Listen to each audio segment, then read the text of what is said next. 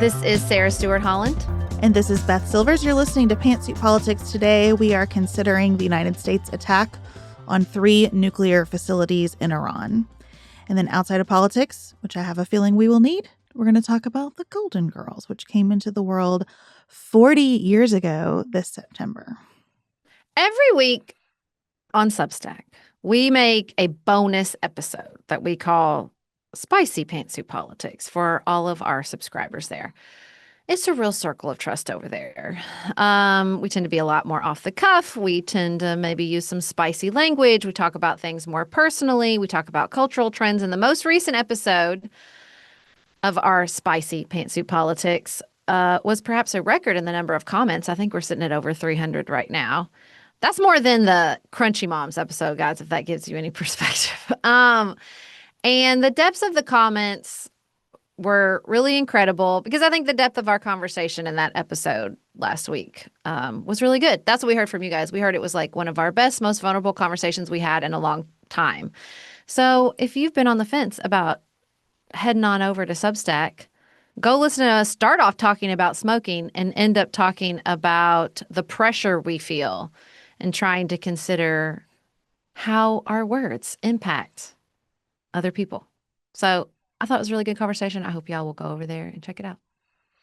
The connection that we have with our premium community really helps when we sit down to talk about something really sensitive, like the conversation we're about to have here.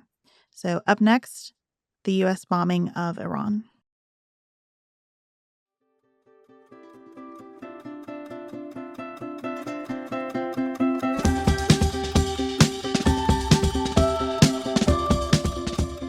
Saturday, the United States conducted Operation Midnight Hammer, which was a surprise operation attacking 3 Iranian nuclear sites.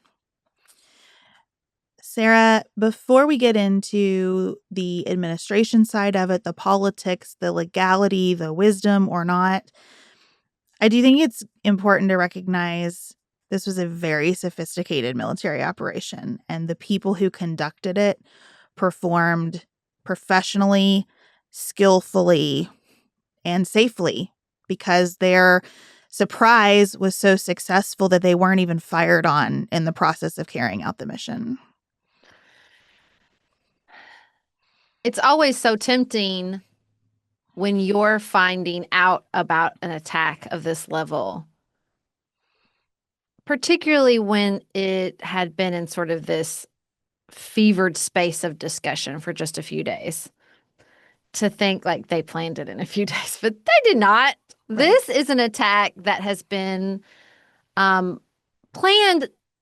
Plan is a tough word. I don't think it means like scheduled, but considered, put on the table as an option for years. This level of sophistication takes years and years of planning because that's what the military does, right? Like, so much of the Pentagon and why it is this behemoth is planning, considering, strategizing among a bevy of options, opportunities, crises, all of that. And so, I mean, you see that really come to play. And I think the other component of this, not only our planning, but if we've had this planned for years, why now, is the opportunity. Right. So it's this planning meeting an opportunity, particularly with Israel's aggressive military actions against surrounding groups and nations over the last several months. It would have been so dangerous. You definitely would have seen return fire had Israel not basically completely decapitated Hezbollah in Lebanon in the past year, right? So you see, I read somebody that described it basically as a superhighway. Like now they could get there so quickly and without concern for exactly what you're talking about, those return attacks, because of what Israel has been doing. And so you can kind of see why someone like Trump would take that opportunity to exert force with very little risk associated with it, particularly in the short term. I had a strong negative reaction to this news. And then I tried to sit down and think about the conditions on the ground and what I know about our foreign policy, Israel's foreign policy, and our position vis-a-vis Iran over a number of administrations. And I just made myself a little chart.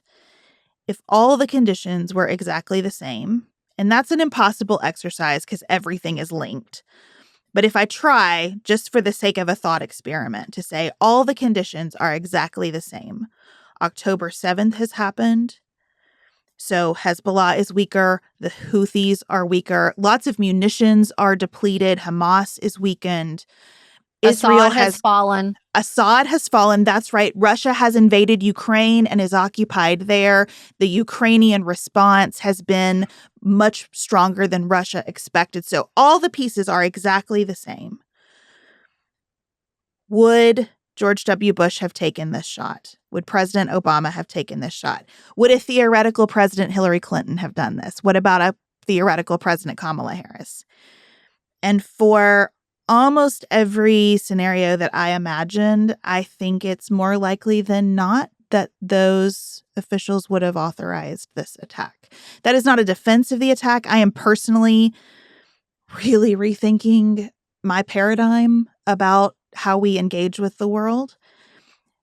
But it did just settle me down because I think the initial reaction for me is always going to come from a place of just not trusting the people in charge right now. And I wanted to walk back from that a little bit. The sort of popular neocon perception in Washington, D.C. Is definitely in favor of this attack. Someone like Mitch McConnell, who's a pretty big hawk when it comes to Iran, Tom Cotton, people who, aren't associated with just being complete loyalists to Donald Trump are in favor of something like this. To me, one of the most kind of weird components of this is that you have Trump firing all those neocons on the NSC under the advice of Laura Loomer, and then exactly what those people wanted happens anyway. And so, I think this is seen and has been analyzed so strongly through the lens of the last 20 years in the Middle East. These intractable wars in Afghanistan and Iraq and people's negative reactions to them. But really, I just think, in particular, when it comes to Donald Trump and how you make sense of this pivot from him, is, I think, thinking through the more immediate history with Iran. I think the fact that we took out Soleimani with very little consequence on the behalf of the Iranians. I think the fact that, you see this sort of broadcast tit for tat happening between the Israelis and the Iranians over the last several months. I think that Iran is very weak right now and has been for a long time. And so I think, sort of viewing it through the lens of our, bogged down engagements in Afghanistan and Iraq is not quite the right lens. Now, I think that if you accept that Iran is weak, that introduces all sorts of other complicated analysis. But I think for him, I think when you look at, he took out these forces, he took out Soleimani. They also were trying to assassinate him, that they shot down some missiles, but much fewer than people anticipated, not only with regards to Israel, but, not coming to the defense of Hezbollah or Hamas. I think you just put all those pieces together, and it's not hard to get to a place. It's certainly not hard to get to a place as a neocon. It's really not even hard to get to a place as Trump where you're like, well, I've got a completely different board in the Middle East. This comes with not a lot of immediate risks. And why wouldn't I? I don't buy all this oh, he's not authorized under the War Powers Act. We all know Obama did similar actions without authorization from Congress. So as far as would a Democratic President Obama or Hillary Clinton have done something similar without going to Congress first? Of course they would have, because y'all gave up that power a long time ago. I think all that is them not having to commit to where they actually stand on the bombing. They can just kind of stand on this authorization soapbox. You know what I mean? There's so much to unpack here. In terms of Trump's motivation, I agree with you that he is not thinking about this in terms of 20 years. I don't think he typically works on that kind of timeline. Although at the same time, he does seem constantly impacted by opinions he's formed over the last few decades. So it's tricky to figure out what's going on in his head. I think it's telling that he has pretty consistently, especially in the beginning of this second term, used strong language about his distaste for nuclear weapons. He is adamant that the world should not have nuclear weapons. I think it is one of his best and most admirable qualities that he thinks the world should not have nuclear weapons.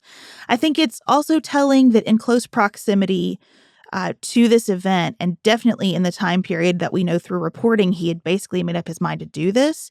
He's on Truth Social talking about how much he deserves a peace prize. So I think he views this action, this action of aggression, as a preventive action toward peace. And that's how he frames it up for himself. I am a person who's going to take a problem that's been hanging over everybody for decades, and I'm finally going to put an end to it. And because of the board in front of me, I feel like I can do that without risking a wider war and without asking for tremendous American sacrifice. Yeah, I definitely think he sees this as a one-off action. I mean, that is the language they are using and articulating. This isn't a war. It almost was like they were surprised by all the sort of language and narrative in the press, although has been largely approval. I don't see a lot of harsh criticism of the administration for taking this action. And I agree, yeah, that he feels that way about nuclear weapons and thinks this is just a one-off. But lots of people over the course of human history think lots of leaders of nations have thought, I'll just come in with all this air power and fix the problem. And so rarely is that the case. That is also true for all his, broadcasting about regime change. Another thing that we often think leads to peace that doesn't. Look back at the Arab Spring, at all the regime change in Egypt, Tunisia, Libya that we thought was going to, solve the problems and fix the region. And often you have worse regimes in place. So I can't decide how I feel about the assumption that, that Iran was on its way to nuclear weapons and that the Iranians getting nuclear weapons is something to be prevented at all costs. I understand saying that out loud. That sounds bananas because it is such an accepted principle, but I just can't decide. Is that different now? It feels different. It feels like we were operating under the assumption that a nuclear power changed the rules of the game with Russia and Ukraine. And finally, Ukraine was like, you know what? Forget it. We're going across the border. And I don't hear any saber rattling as much from Russia about their nuclear weapons. Like, I can't decide if things are different. I'm less concerned about nuclear weapons. I'm more concerned about the fact that we are focused on nation states like Iran, but it is, extra national players like terrorist groups in the presence of changing technology like drones and AI that could chemical weapons that they can ask ChatGPT to whip up for them. Like, that's what I'm concerned about, while we're all concerned of, like, it feels in a way like a conversation that's stuck in 1960 when we talk about nations and nuclear weapons. That has not evolved, that has not taken in additional information. And that's not to say that I think everybody should have a nuclear weapon. Obviously, I don't think that, but I don't know. A lot of times there's just this underlying assumption that I hear in this conversation that I I'm just not sure is all the way true anymore. Well, I don't think our intelligence, our recent intelligence, supports the idea that Iran was that close to a nuclear weapon, especially a nuclear weapon that it intended to deploy. I do think that Iran has kept the nuclear threat, the possibility out there, because the possession of nuclear weapons is mostly about respect Yeah. and what kind of space you are afforded in the world. And Iran wants that respect and that space in the world. But I think your point is such a good one about Russia in particular.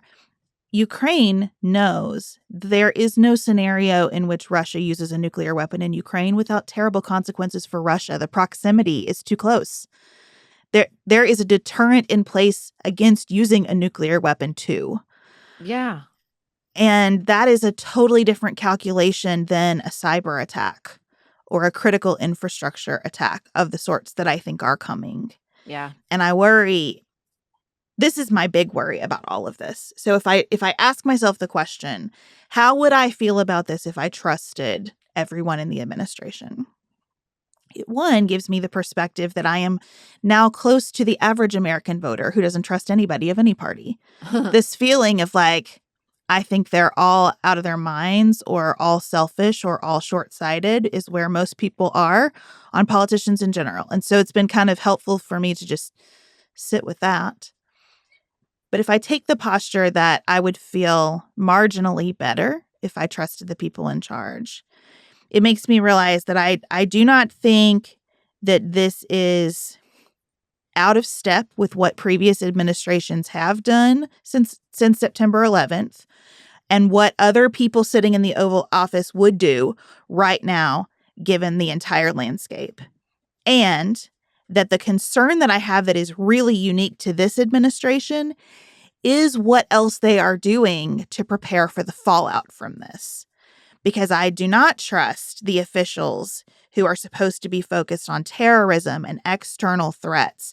The Secretary of Defense, who should right now be thinking constantly about the safety of the 40,000 troops stationed throughout the Middle East. You know, I'm not confident with all this bluster about war fighting and the bombs. And again, hats off to the professionals who know what they're doing and trained for this and took this risk. I'm not confident about what happens next with this administration. Even if I can get to a place where I say, I don't support this action, I wouldn't have authorized this action if it were me sitting in the Oval Office. But it's pretty normal for the way our foreign policy has been conducted recently. Yeah, I don't think there's an administration who probably wouldn't have taken this opportunity. Like I said, when you have regime change in Syria, which opens up all this airspace, not to mention you have Israel basically test proofing the idea that the Iranians are weak and are not going to fire back in the way people thought they had. But to me, that's like, why is that not paradoxically an argument against this strike? They're weak. They are not an Right. existential threat. Either they're weak or they're an existential threat. I feel like nobody sort of is pointing out the tension here, because this to me isn't about us. It's about Israel. It's about the fact that I do think that perhaps with this situation aligned as it would, other administrations would have taken this opportunity. However, I also think other administrations have refused to be manipulated by Benjamin Netanyahu in this way, who has requested aggressive military action from the United States and been turned down, who also wanted to set up this disgraceful aid distribution system. And I'm using those words very loosely. And Biden said, no, you're not going to do that. That's not going to happen. And so what, to me, this is another conflict. You get Mr. I hate wars, I want peace. Also, I'll do what these neocons want.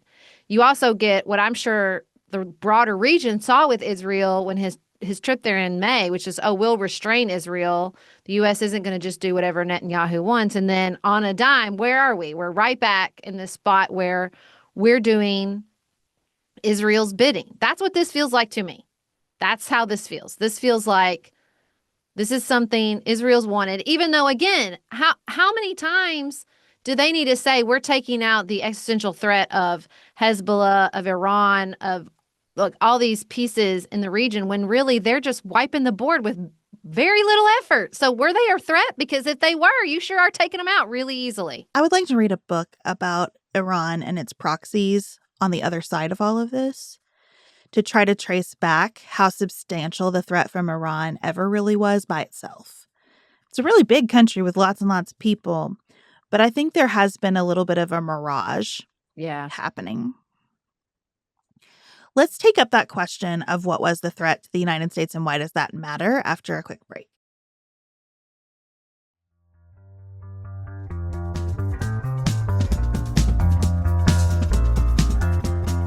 All kinds of discussion right now about whether what the president did was legal under U.S. law and our Constitution. Was it legal under international law? Was it wise? And I feel like what this discussion has made me realize, and I feel kind of silly about this because of how much I read constitutional law, but asking whether an executive action in the military context is constitutional is like how many angels fit on the head of a pin. Hmm. Because you are always going to have disagreement about it. And what good does the answer to that question do?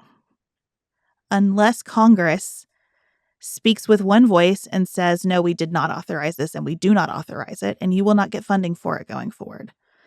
That's the only possible path forward here that actually rebukes this action. And that's not a very good path forward for all the people who need to be protected because it doesn't undo what was done. And I'm not sure if I were a member of Congress how comfortable I would be signing on to legislation from my Representative Thomas Massey, who's been very outspoken against this, and Representative Ro Khanna right now. You know, they've done the right thing. It is the right response for Congress to say, we did not authorize this. We do not authorize it. Do not do anything else. Except that if I'm the commander in chief and I've got troops sitting out there and Iran is still going to respond and retaliate for what I've done, I don't know that I can have my power restricted in that way. And if Congress actually passed that and the president vetoed it, the Supreme Court's not going to touch this. I don't know. I'm just not sure how useful a framework constitutionality is, and that does seem like a problem. But it also seems like the sort of essence of living in a system of three co-equal branches. My immediate reaction was another instance where this is action not authorized by Congress. But then I took a very cynical moment to remember that that's been that way forever. What's the last time Congress authorized action? Was like 1945. So if we're talking about would other administrations have done this? Yes. Would other have other administrations done similar actions without the authorization of Congress? Yes. And is this Congress going to claw back that power at this moment in time? Of course not. Okay, so these are smart people. Chuck Schumer, Hakeem Jeffries are intelligent people. They know all that to be true. So what is this? What is AOC calling for impeachment? Well, it's a really, to me, political way to take a stand without making your position on the Iranian nuclear program and whether or not you would have taken this strike off the table. You don't have to take a position on the action if you take a position on the constitutionality of the authorization. Now, look, I'm less cynical about the likes of Tim Kaine and even Thomas Massey because at least they're a broken record and they've been on this beat for a minute, which is true. They should claw this power back. But no one thinks this is the moment and this is the Congress in which that's going to happen. So say something about Iran. Say something about nuclear capacity. Say something about, I think the warning, again, is really not about state actors at this moment in the Middle East. But I think the warning is about all the times before that we've seen either through the Taliban in Afghanistan or, you know, Hamas in Gaza or Osama bin Laden in the, early 2000s putting together non-state actors and terrorists together to take other types of actions. Because I think this conversation about like, oh, is this going to lead to a protracted conflict or drag us into a war in the Middle East? Well, two things. One, I'm not sure it is because I think Iran is weak. And two, I think we're doing again what we do with him. And I keep trying to think of a way to articulate this, but it's like we set the expectations so far out of whack because when he takes an action, because he's the one that took the action, we say, well, this is the end of the world. Again, still waiting for those empty shelves from the tariffs. Do you see what I'm saying? Like, and what I'm worried about is what here we're going to do it again. We're going to say, you bombed Iran, and that means we're going to be, it's World War III, and we're going to be in this protracted conflict in the Middle East, which is also what they said about the assassination of Soleimani, and it didn't happen. So, like, I think things have changed in that region. It's not 2000. And in the same way, I do think that there is a risk for a resurgence of terrorism. Like, it's not going to look the same as it did in the 90s or the 80s or the 2000s. And warning that we're just going to go right back to that, I think sets him up for a win in a weird way. Yeah. Look, I am a child of Desert Storm on CNN, right? I'm 44 years old. Neocon is my native tongue. Mm-hmm. What I have learned over the past decade, and I think what the world is learning, is that war in this traditional form and these types of operations in the way we framed them up for all of my childhood and young adulthood makes everybody poorer. It displaces millions of people. It damages the earth. And no one ultimately wins because it can go on forever in a way that's pretty cheap and pretty easy. There is just nothing attractive, I think, for Iran about responding proportionally in the way that we would have anticipated for all these years. What I think is more likely is that Iran takes a minute, regroups, and maybe a couple years down the road, like attacks the water supply of, I don't know, Tallahassee. There is a method of attacking others now that has less of that risk to you, that has less of that deterrent effect that we were talking about with nuclear weapons.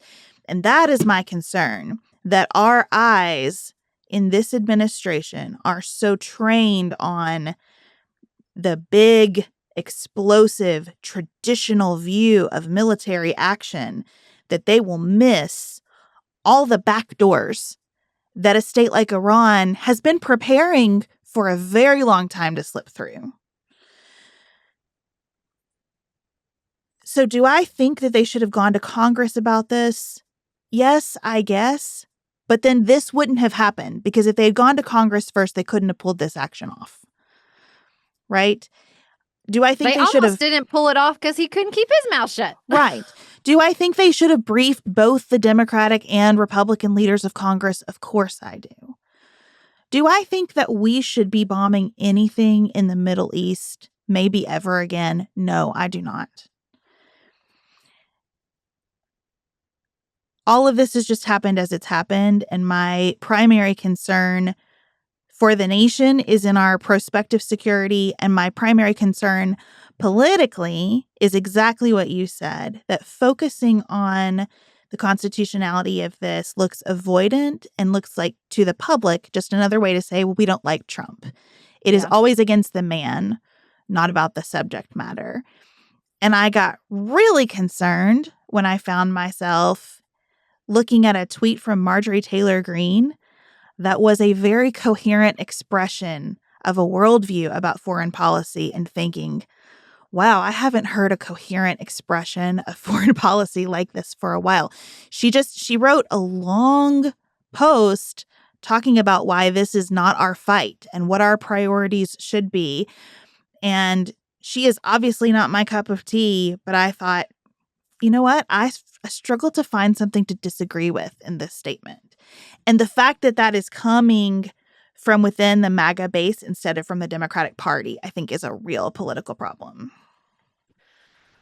And look, this sickness, this Trump sickness, where if he does it, it's bad, has its equal and opposite measure on the other side. And if he does it, it's good. This flabbergasted me, although I do not know why. There was a YouGov poll. Support among Republicans for bombing Iran went from 25-53 approve, disapprove to 68-13 approve, disapprove.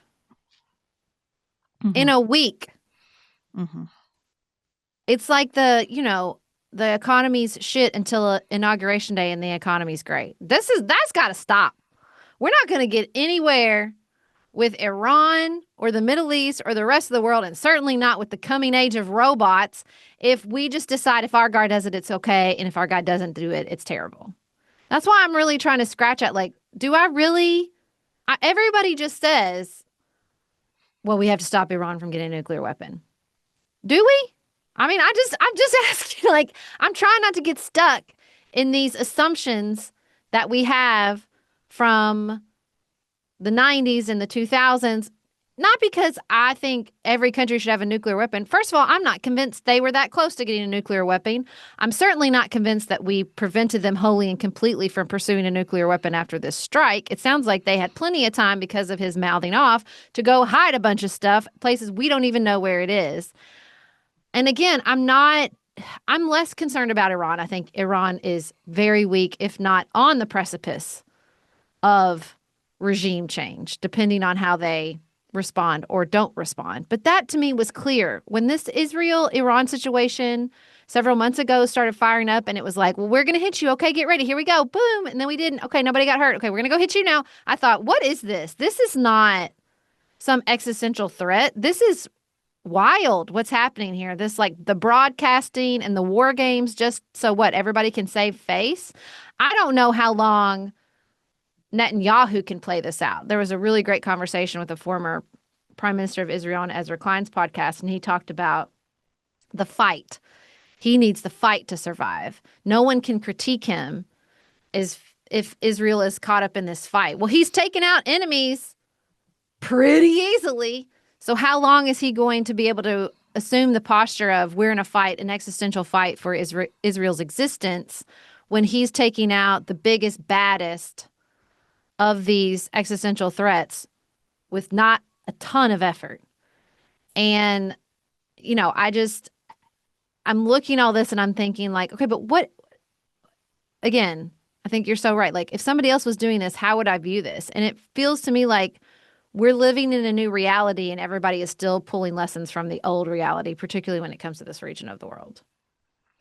Yeah, and the record scratch I hear in my brain when you talk about Iran being weakened, which I agree with, is that sometimes a weakened state is the most dangerous state. Mm-hmm. If this regime has less and less to lose all the time, maybe that makes the case for doing something like this, because with their backs against the wall, what does the Ayatollah determine? I don't know. There's so many components of this that I feel silly trying to analyze, because I'm just sitting in my house in Kentucky and I'm not read in on intelligence briefs and military options, what the universe of options presented to the president were. But I did see an expert who I generally trust talking about how this seems like a low to medium option of the options that were probably presented to Trump, relatively restrained compared to what might be on the table in a moment like this if the U.S. were to say, Israel, our ally, is at war and we will join them.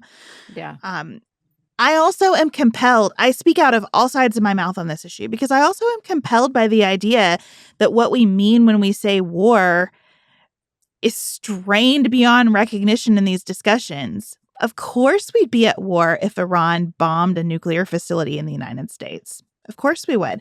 And I don't think Iran is a lesser country or a lesser people or less deserving of sovereign territory and the sense of safety and security its citizens should have. So yes, it was an act of war. Yes, it was an act of war. What does that mean in our constitutional order? And I don't know the answer to that. But I do know, I think, that if Congress tried to answer that, it wouldn't. It would always evade the question. And I understand why. The last authorization for use of military force was actually in 2002. I looked it up while we were talking because we had said that the 40s. It was 2002, which now I remember because there were decades after that of fighting over what it meant. And did it extend to the actions the leaders were taking, right? Congress comes in, tries to reinsert some control, but recognizing again that they want some flexibility. If your person who you trust is in the Oval Office, you want that person to be able to act based on what's happening on the ground and what the present threat is and whether you can deal with that threat as safely as possible. And the more I read about this, the more convinced I am that just about anybody in the chair might think, I have this power at a moment in time and I am called to use it because of the moment in time. I don't think that's good legal analysis, but I think that's a very human instinct. Well, speaking of moment in time, as we're recording, there is breaking news that Iran is retaliating against military bases in Qatar and Iraq.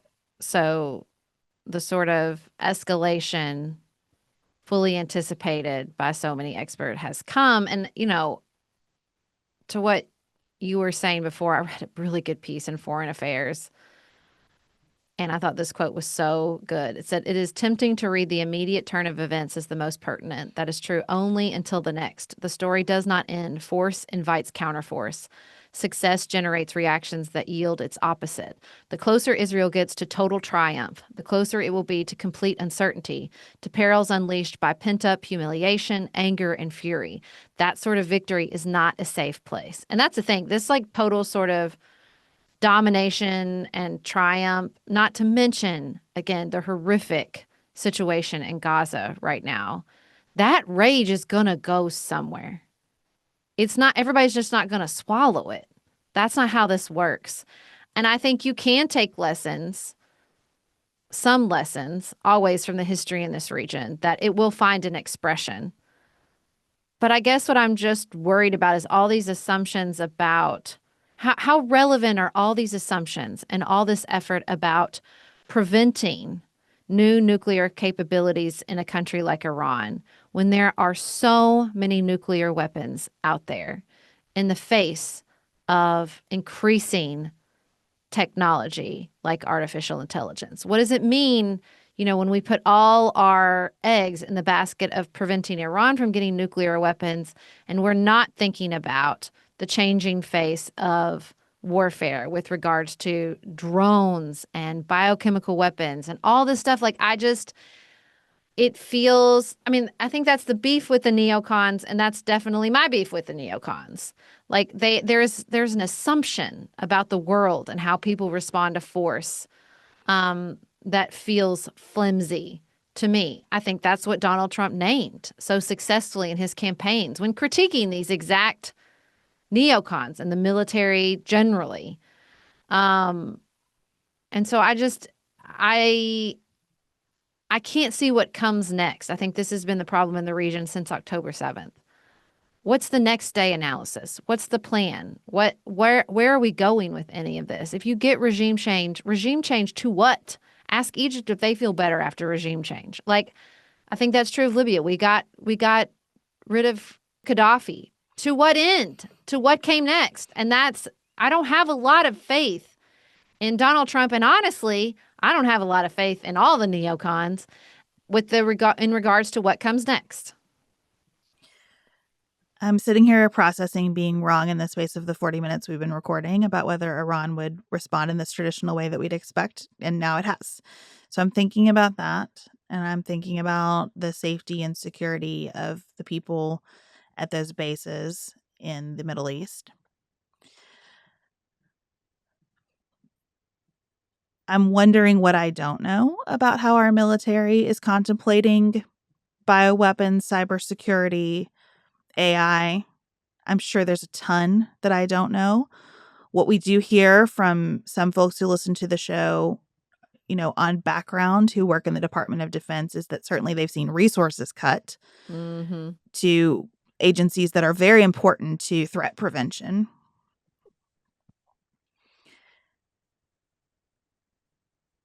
Again, politically, I'm looking for someone who can pick up the sense of engagement with the world and the sense of responsibility in the world that made that neocon worldview appealing, but that has a greater orientation to peace and that has a greater vision about how to achieve an actual sustainable, lasting peace. I know that the neocons would say, well, that's the goal here. It's peace through containment. It's accepting a world that is always dangerous and that always has bad actors in it and containing that. I just don't see that case has been proven out. It's kind of like trickle-down economics. You can listen to it and it makes sense. A lot of smart people will tell you this is the way it goes, and you can nod your head and say, yeah, I see that. And wouldn't it be nice if it did? I'm just sitting here at age 44 feeling like those theories have not proven out. I don't have a new theory yet, but I would like one. It feels very adjacent to the economic analysis and critique of globalism, right? That we've had this long period of growth of sort of incredible wealth that proves the theory. Now, I don't think neocons have as strong of a foot to stand on. They don't. We have a certain type of peace, but again, we were in these completely tractable situations for decades at huge expense to both our military forces and our country. But I don't know the counter case, right? I don't know what would have happened if the neocons didn't get away with what they wanted to do. Like, would it have been worse? Would it have been better? Yeah. Who knows? And I think that's Donald Trump is always sort of cashing in on the deposits made from the exact systems that he is critiquing, right? Like he's taking the immense wealth of the global financial system built on the back of America and its currency and being like, I want everything to stay the same. Don't you dare raise oil prices or prices at Walmart. But I want everything to change. And it's a little bit like that now. Like he wants to undermine the neocons while also using the arguments and the risk assessments and the military plans that they've been building for decades to assert dominance. Now, I mean, he has some leverage with Benjamin Netanyahu right now. We'll see if he uses it for anything. I'm not particularly hopeful. But watching him sort of accept reality, be careful in some respects, but also take his moment and exert this enormous authority. I don't think it's that far out of line of how he has acted with regards to the military and foreign policy up to this point. But we'll see now that they are retaliating. I anticipated Iran retaliating. And it felt very much in the moments before we started recording where this attack was clearly being broadcast and there is reporting that these missiles were blocked largely, that it's like very much like Israel-Iran. Like, we have to do something. Here we do. We're going to go. We're going to do that something. Mowing the grass phrase. Yes. Like, here it is. Here it comes. Up. Here it comes. Like, it feels very similar to that to me. I knew that in Qatar they were on high alert, that they had evacuated some places that Americans were told to shelter in place. Like I knew that the risk was there. I'm a little surprised that it's happened so quickly. I am curious what the president's reaction to this is going to be. This could be something that's different than what he's faced before, because you're right, they really did not respond to the Soleimani assassination very aggressively at all. I would like to understand a lot more about the Ayatollah and what his objectives are presently. And I'm probably just going to have to wait a while for someone to write about that. But this is certainly a world-changing time. The status quo in the Middle East has been over since October 7th. Yeah. And I just think we're finding our way to what the new one will be. And it will not be perfect. This is the hard part for me about Donald Trump and his support and the movement of those numbers from we all oppose this to we all thought it was great. It was a good decision. He does consistently want the best parts of the status quo with none of the baggage of the status quo. He Yep. never speaks in terms of trade-offs. And whatever settles on the other side of all this as a new status quo in the Middle East will be filled with contradictions and trade-offs and a sense of its own fragility. I think that's what I really had to sit in for a while before I could do some actual analysis about this for myself. It's just I'm at a place in my life where the fragility of life sinks in deeper and deeper ways all the time. I can cry in a second about how fragile everything is. And I would admire in any president being able to speak to that and the complexity of authorizing this kind of action, even if in your best judgment it is the closest path to peace. It's also heartbreaking. It's heartbreaking to damage a country in this way. It will, as you said, foment all kinds of anger and fear and insecurity and desire for revenge and retribution for generations. A good for what and a good what's next, I think, is required given all that we know about the truth of that from the last 20 years. Well, and I also just found myself sort of hardened in the same position I have found myself in often with breaking news and particularly Americans' reactions to it. I mean, a lot of my friends reported their sons being like, oh my gosh, does this mean we're going to get drafted? Like, just this very sort of US centric like reaction, which I mean, of course makes sense. They're young kids in America. How else are they going to react? But I think there's this weird thing that happens that we talk all the time about how we're inundated with the suffering around the world. And so to me, you know, when this happened, the way everybody kind of defaulted to, what does this mean for us? I kind of wanted to be like, well, you watch the news, nothing. You see what war means to people. Real war. Like this, yes, this is an act of war. And also, we've all watched what's played out in Ukraine and Gaza and the Sudan. You're not positing philosophically what this means when war comes knocking at your door. You're running. You're running. You're in a basement, you're in a parking garage, you're stacked up on a highway trying to get out of a major city. And so there's always a part of me that's like, especially when you start to think about the politics of something like this and what this means, it's just that disconnect we always talk about. It's this huge, impactful thing. And also, it's not going to change anybody's daily life for the most part in America if you do not have a family member in the service. Right? Like, you know, I was or in Tehran or, yeah, right. You know, that kind of deep relationship with. So it's like, country. you know, it's like we know, and it's like we know enough to know that we have all watched this suffering play out on a global level. And still, we can't sort of see past the trees when we're talking about it a few degrees closer to us. You know, I think and that's probably going to continue to be true because the nature of warfare has changed dramatically, and paradoxically has not changed that dramatically for you if you live in Ukraine or Gaza or the Sudan, right? So like it's just or Iran right now.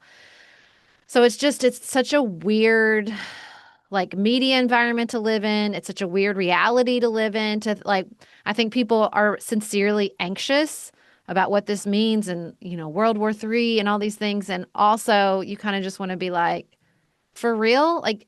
I know you get a newspaper. Look at what this means for the people of Ukraine. Like you won't be talking about this shit on Facebook if it really comes knocking at our door. You'll be not on a phone at all. You'll be trying to get the hell out. So it's like, I don't know. it's such a weird, disjointed, and it feels like it's weird and disjointed because we're at this crossroads of like leaving the neocon approach to war and warfare behind as we kind of like reach the finale and finish it off, and also turn the corner into like a completely different kind of warfare. Because I mean, a lot of that's what my friends and I said to our sons. A lot of them like, "Oh, don't worry, they fight with drones now." Like they'll. Who knows if we'll ever get a draft again because it's so different. Although then I thought, well, that's not true for the people of Ukraine. They're inventing drone warfare and also cannot get enough people into the service because they're wearing out their draft numbers so much. So it's like it's such a weird tension in 2025 when you talk about war, aggression, acts of war, any of this. I think service in the military will look very different in the future, but I still think that we'll look for a lot of people to be a part of the military. I think it's possible that we could have a draft again someday. I think it is not useful, as I discussed in an episode of More to Say with my daughter Jane, for TikTok creators to talk about, World War III nail inspo. I think that's all bad. I do think there's something healthy in a reaction of feeling sad and anxious or heartbroken or feeling something. It's kind of like if you are a supervisor and you stop feeling something awful when you have to fire someone, you need a new job. Mm. I don't think it should ever be that as a country we don't feel something when we ask service members to get on a plane and fly across the world and drop a bomb. I don't think we should ever stop feeling something when we inflict the kind of damage that we just inflicted on another country whose people are as much people as we are. It's just kind of finding that spot of being able to recognize, yeah, I will still have to go to Kroger tonight. And this is a historic moment that will have consequences, some of which I can foresee and many of which I cannot. And I am both part of them and relatively powerless to do anything about them. I can make my opinion known to my members of Congress. The major call to action for me as an American citizen from the whole first quarter of the Trump term is to think about how Congress can act like Congress again. Because that makes a moment like this feel even more powerless when you see that this is a Congress that has not been interested in its constitutional role of checking the president in any way, to the point where the president doesn't even feel like he needs to give many of them a heads up about something like this. If I were a member of Congress, if I had representative in front of my name, and I learned this from a Truth Social post that had been screenshotted and shared somewhere else, I would be losing my mind right now about that, because that is not the design of things, right? But that's the only places in America I know how to exercise any pressure. I don't have the expertise or the information to weigh in on what should happen next. I can try to elect people who demand that they have at least the information to weigh in on what happens next. Well, my sort of hopeful moment is that these moments of what can feel like chaos to some, opportunity to others, definitely transition. They can be also very propitious. You know what I'm saying? Like in the Middle East, things are very different. That is an opportunity. President Trump wins a Nobel Peace Prize so badly. So badly, he wants it. And you know what? If it results in some sort of reordering an actual peace in this region of the world, I want it to. Because there is an opportunity here. There's certainly an opportunity in Syria. There is an opportunity, I think, to put together the Gulf nations in particular who want this sort of prosperity for the region to which Iran has stood in the way of. to come together with the United States and formulate, again, that vision for what comes next. There is leverage here. There is a moment here. And I desperately hope that Trump and this administration take advantage of it. Yeah, there is no reason that the Gulf states could not function similarly to the EU and be an incredible, prosperous powerhouse in the world.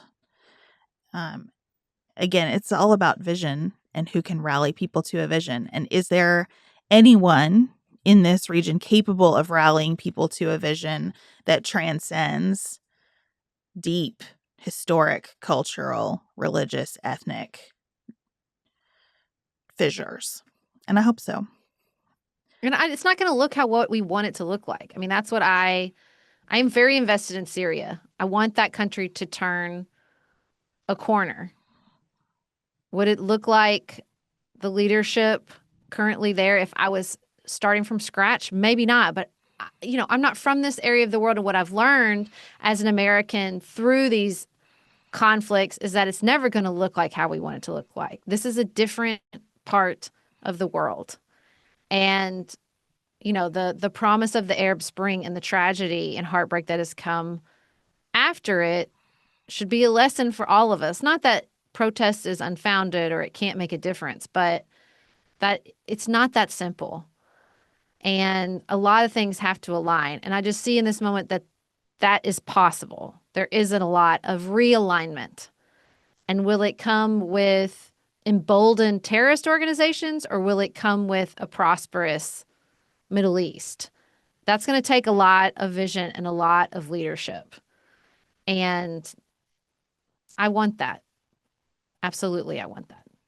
We recorded this episode early in the afternoon on Monday, June 23rd. There was breaking news as we were talking. I'm sure there will continue to be breaking news over the next 24 or 48 hours and beyond.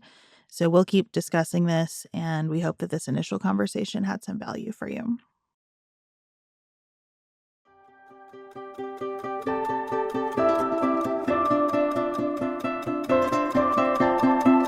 We always end our show talking about what's on our minds outside of politics, and I read just a real delight of a piece this morning from CNN about how it's been 40 years since the Golden Girls debuted on NBC. And I wanted to talk about the Golden Girls. I loved this group of women. They were supposed to be in their 50s who shared a home in Florida and would sit around in their nightgowns eating cheesecake, talking about a range of things, including some very political things, including some very difficult at the time, progressive storylines. It was just a formative part of my childhood. And so I want to say happy 40, Golden Girls. So if you are of a certain age, for example, Beth and I's age, then perhaps you were obsessed with the Golden Girls, like my college roommate Erin was, or perhaps you were on a little bit of the opposing team. I don't know if they were ever set up in competition. Clearly, the Golden Girls paved the way for Designing Women because they came out the next year, both on CBS. Oh, no. Golden Girls was on NBC. Yes.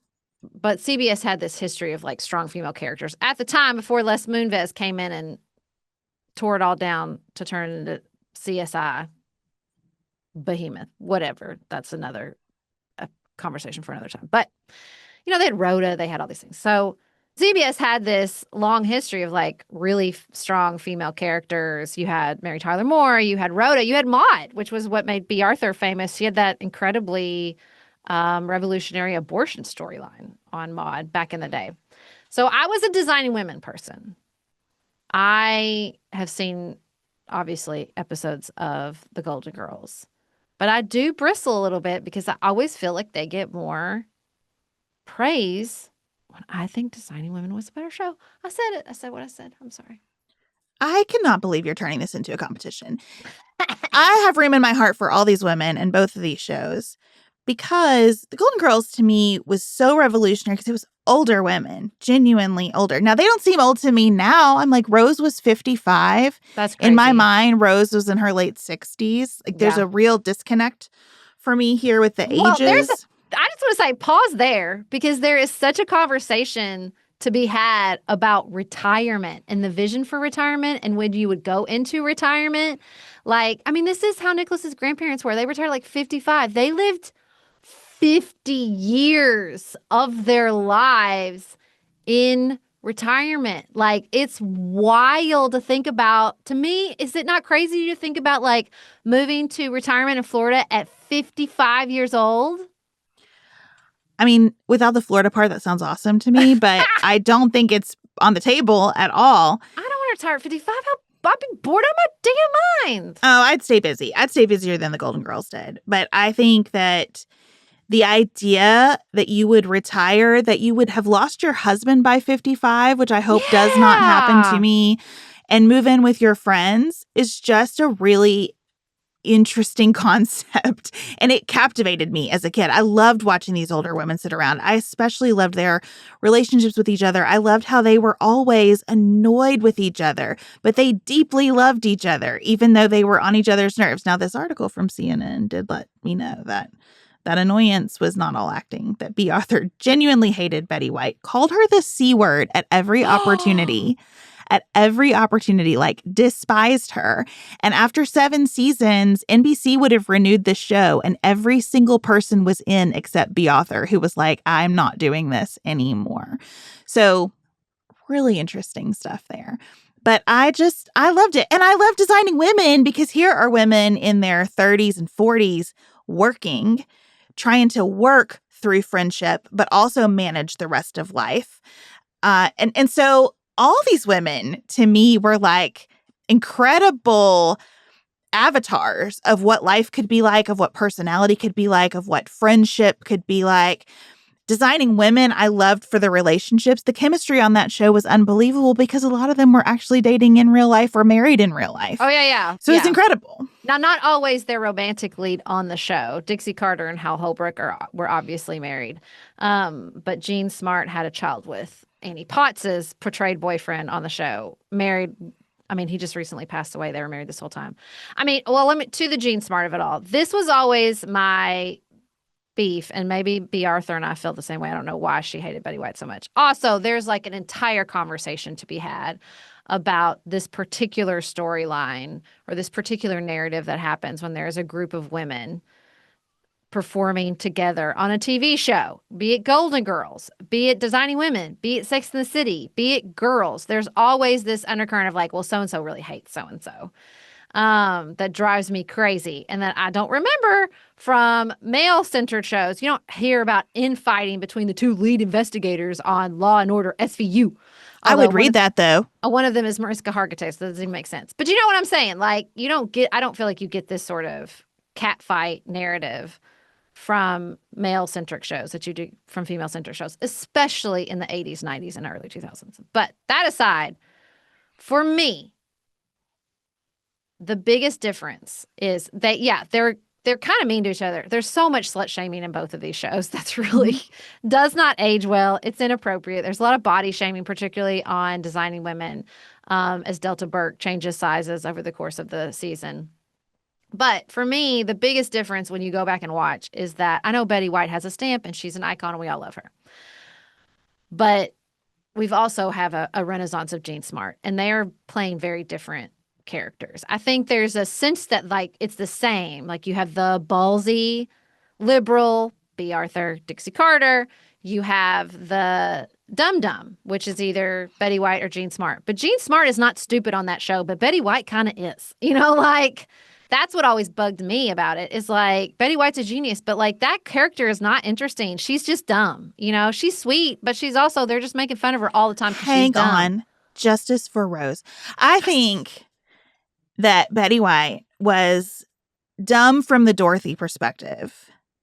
I think the reason she was so beloved by audiences is because of the naivete and the charm and this romanticized idea that you could just grow up in Minnesota and not have to worry about much, and that you could just tell your Minnesota stories and they would all be full. St. Olaf. This was before social media, like before the flattening of everything.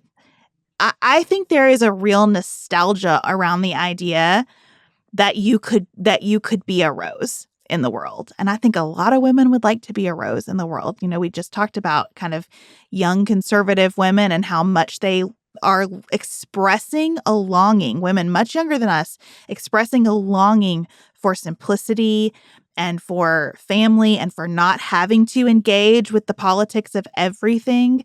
So I just maintain, I don't think Rose was dumb. I think Rose was simple. And I think Betty White was an expert at pulling that off. And I have just this morning, going into my deep dive on this, read that was part of the problem, that she did get more applause from audiences. She would also break character, apparently, while they were filming in front of live studio audiences to engage with the audience. And that drove B. Arthur crazy. Fascinating. So, yeah, a lot going on there. But Well, justice for Rose. I mean, that's the thing. Charlene, as portrayed by Jean Smart, Designing Women, she's not even simple. She's certainly not dumb, but she is open-hearted in a way that I find it really difficult to pull off. Again, I'm not breaking any new ground here telling y'all that Jean Smart is a genius, but when you go back and watch it, especially because Jean Smart is the only member of the cast who is not in fact Southern, it's so freaking impressive because I'm watching her and I'm like, not only is she not being simple or dumb, that she's being open-hearted, but she's also hands down like one of the most comedically gifted of the cast. Like, I think Dixie Carter, rightfully so, who doesn't love a Terminator takedown? Even though it is hilarious that she was in fact a Republican and not interested in any of this liberalism. The story is that if she had to do something like supremely liberal, then Linda Bloodworth Thompson would give her a singing part because she really liked to sing. So she gets to do love Ave that Maria. Yeah, like you get to sing. I'm sorry you have to say all this shit you don't believe. Then you have to sing. So it's not that she's not incredible. And obviously we all love Dixie Carter and Julia. But you go back and watch it. And Annie Potts is also exceptional. Exceptional. I mean, they're all very, very good. But watching Jean Smart, you're like, damn, what she's doing is you just watch enough TV over the time and you realize like that's hard to do. It's just really hard to do what she's pulling off there. And so, but again, all of these characters, I think especially Golden Girls, I mean, because it was a more popular show. It lasted, I think, as far as viewership, similar amount of time, but I think they were still pulling in higher numbers than Designing Women, especially once Delta Burke left. But I mean, both of these shows are so important because they were walking. So Sex and the City and Girls and all these other shows could run for sure. Well, I think Charlene had a softness that stood in such contrast to the rest of the cast. Suzanne did a little bit too. Delta Burke was amazing on this show, and it was not good for her. No. And she really made a contribution with this character, and I hope that she feels that later in life. I do think the show lost its way a bit after Delta Burke left. It was interesting to me in refreshing myself on the history here that CBS like pseudo-sabotage Designing Women 100%. by putting it up against Night Court. Remember Night Court on NBC? And so the ratings were terrible. And so there was this whole campaign for viewers to write into CBS to save Designing Women. And they did. CBS got like 50,000 letters in the mail.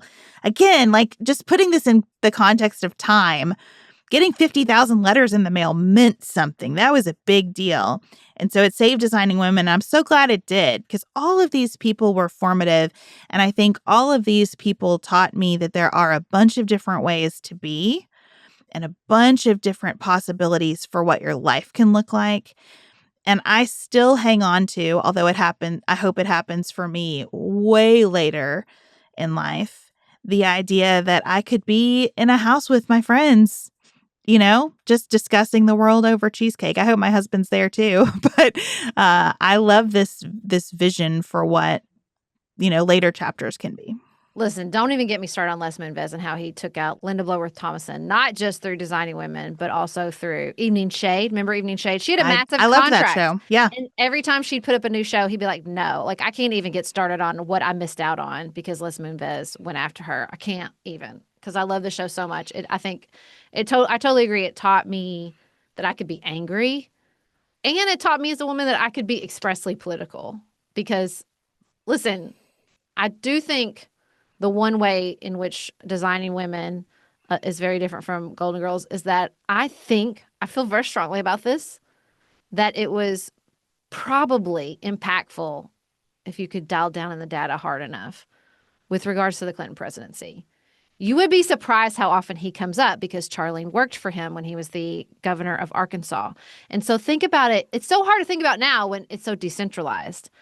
But during network television, they were showing up and saying Bill Clinton's name repeatedly. Like a Yep. couple different episodes, he comes up. And I think like you can't you can't play that down. Look, first of all, they also talk about Donald Trump. Oh my God. Like And Clarence Thomas, they and weighed in Claire, oh, directly on that. big deal. I mean, the pilot of Designing Women is Julia going off in 1986 about how women don't have to have a man present to be social, to be having a good time, to be having fun. And I just think like that was like revolutionary. And like she never, Linda Bloodworth Thomason never took her foot off the gas as far as that's I mean, like labor rights, abortion, AIDS, gay rights, like you name it, prayer in school, like you name it, she tackled it. But I do really think like there's no way that didn't have impact that they were out there talking about him on a network show before he shows up as this fresh face on the national political scene. It makes me sad that there aren't shows like this that I watch now. I know there are still sitcoms on that have a lot of episodes. The fiction that I watch on television is all limited series. You know, maybe I get a couple of seasons with the characters, but there aren't many episodes per season. There were 180 episodes of Golden Girls. There were 163 episodes of Designing Women. Those women could mean something to me. I could extrapolate how they might view a situation outside of the context of the sitcom because they were so present. And to see them on that schedule, a week at a time, I'm spending 30 minutes with them. It just means something different than getting, a few seasons of Ted Lasso. The shows are still good, and sometimes they're better. They're better in a lot of ways, right? When you keep it contained. But I do miss this. Well, it's so interesting. My husband and I were just talking about this. So you know the longest running sitcom, right? I don't think that I do. Well, it's the longest running sitcom broadly defined as The Simpsons. They're on like... I would never have thought of The Simpsons as a sitcom. It's insane. They're on like... The Simpsons forever. Seasons. It feels like its own universe to me, honestly. But do you know the longest running like live action sitcom? Is it something like The Big Bang Theory? That's been on forever, right? It's Always Sunny in Philadelphia. Oh, interesting. So it's still I didn't going. know they filmed in front of a live audience. Good for them. Well, no, they're live. They're not in front of a live audience, but they're filmed. You know what I mean? It's not a cartoon. Right. Okay. It's not The Simpsons and it's not South Park. It's it's live people. And like thinking about like, yeah, I would have told you the same thing, except we had just had this conversation with my husband where I was like, crap, that show's still going? Like, and it is. And it's just, I think the biggest difference is not really even how long you run for, but it's the structure of the episodes and the nature of the conflict within the episodes, right? Like when you go back and you watch Designing Women, first of all, it's not 30 minutes. It's like 18 because they had so many freaking commercials. And it's wild to see like how much they pack in. In my mind, these would be like kind of drawn out conflicts. Little movies. Yes, exactly. Little movies like, oh my God, well, Julia has this conflict and Mary Jo has this conflict and they're fitting it all in like 12 minutes. It's insane. And like expressly political conflicts and like there's just real stakes in the way that there weren't real worldly stakes in The Office. Certainly not in Friends. Definitely not in Seinfeld. Like that's it, right? Like Golden Girls and Designing Women existed in the world that we lived in. Whereas it feels like Friends and It's Always Sunny and all the like they're in like a place time doesn't touch, and certainly politics don't touch. You also could miss one and that was okay because the story wasn't so tightly building on itself the whole time. Yeah. And I loved that. Like, it did build, but I was trying to look up how old these characters were, not the actors who played them, but the characters themselves. And it's very sketchy. And sometimes there were inconsistent references to their ages because they were little movies. Every episode was like pretty self-contained. And that was kind of freeing too. So it was both really attached to reality, but it also felt like an escape from reality and not a chore to watch. It was in the world, but their world was like sort of, like you said, not like self-contained, but almost like not real. I mean, even to the point of like where they lived was not real. In what house does it look like that on the outside of Designing Women, but on the inside it's this grand open floor plan with like a half a kitchen and a countertop? Like that doesn't make sense. Every time I look at that house, I'm like, this is hilarious. This doesn't make any sense. This whole setup makes no sense at all. So it's like it's like suspended reality, but presence in our world that I think really characterized that particular time in TV. And like, I get sad that people can't, piece together the overarching plot through reruns the way God intended with some of these sitcoms, as opposed to just streaming them from beginning to end. Like most of my interactions with Designing Women were through reruns. Like I watched some of it live, but I wasn't allowed to stay up that late. So like I watched so much of it in college in reruns. And then when it all came out streaming, there were like some episodes that were not rerun that I saw for the very first time. The one about the labor strike. I was like, holy shit, I've never seen this one before. So why was that one not in the rerun schedule? And also the reruns are always out of order. So you're trying to like put together, wait, when did Charlene have that baby? And when did she marry Bill? You're always like a puzzle piece. Well, thank you, Golden Girls and Designing Women. You are the best. For sure. And I would take any long read about male co-star drama. Anytime. I think all that's very fascinating. I think work dynamics are very fascinating. And this is a very unique kind of workplace. That's what you say when your job's that weird, for sure. Yeah. Thank you all for listening. Thank you for contending with the most serious topics in the world and then some of the least. We appreciate it very much. Lots more of that on Substack if you'd like to join us there. And we will see you back here on Friday for another of our flashback episodes.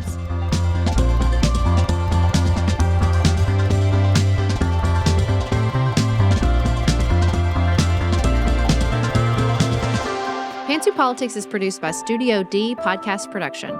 Elise Knapp is our managing director. Maggie Penton is our director of community engagement. Xander Singh is the composer of our theme music with inspiration from original work by Dante Lima. Our show is listener supported. Special thanks to our executive producers: Martha Brunitsky, Allie Edwards, Janice Elliott, Sarah Greenup, Julie Haller, Tiffany Hassler, Emily Holiday, Katie Johnson, Emily Helen Olson, Barry Kaufman, Catherine Vollmer, Lori Ladow, Lily McClure, Linda Daniel, Tracy Putoff, Sarah Ralph, Jeremy Sequoia, Katie Steigers, Karen True, Annika Uvaline, Nick and Elisa Vallely, Lee Shea McDonough, Morgan McHugh, Jen Ross, Sabrina Drago, Becca Dorval, Christina Quartararo, Shannon Frawley, Samantha Chalmers, Crystal Kemp, Megan Hart, the Adair family, Jenny Francis, Leanna Pilgrim Larson, the Monene family, Ashley Renee, Michelle Palacios, Catherine Jardine Caness, Jessica and Brandon Krause, Veronica Samuelidis, Suzanne Dickinson, Michelle Dean,